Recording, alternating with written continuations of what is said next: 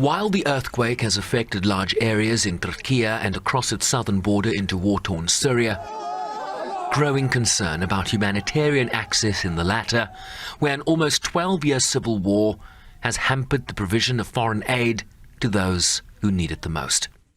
We would like to bring in the issue of efficiency and effectiveness here. The idea is to reach people in the fastest, cheapest, best way we can.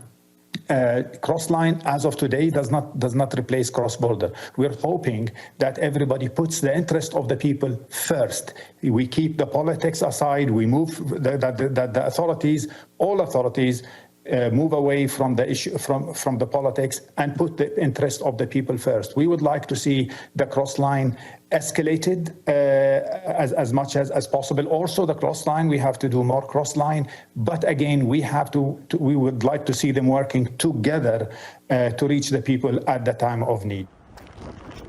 They indicated that the UN was working with all governments to find entry points into northwestern Syria.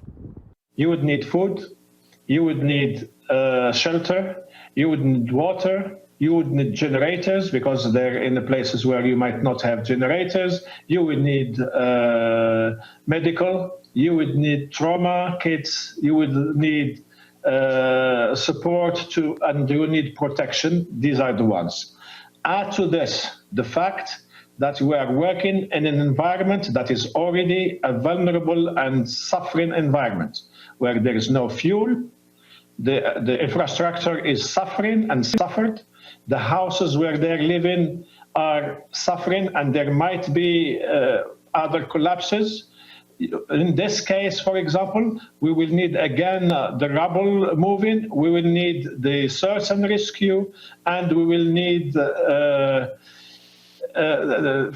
are in a cold place, winter clothes, sheets, everything that you need when you are in a very difficult situation. Currently, just one humanitarian crossing at Bab al-Hawa is approved for aid from Turkey into opposition-held territories in Syria, while the government in Damascus earlier indicated that all aid must be coordinated through it, despite enjoying poor relations with many governments and donors, particularly in the West. As UN humanitarian officials emphasized, their work was non-political. We are governed by the humanitarian principles, and we are people-focused. We're not politics-focused. And I want to remind here everybody, including myself, that basically the first responsibility of the welfare and well-being of the people are the host government. And we, as the United Nations and the international community, are helping people by request of the government.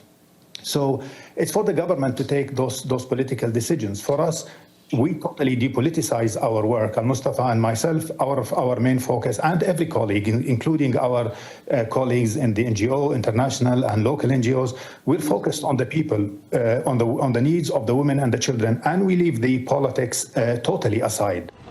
The UN earlier indicated that the full scale of the multiple earthquake disaster in both countries was still unfolding, with the death toll and injuries spiraling, the needs massive, and an international humanitarian community seeking to act as fast as politically and logistically possible.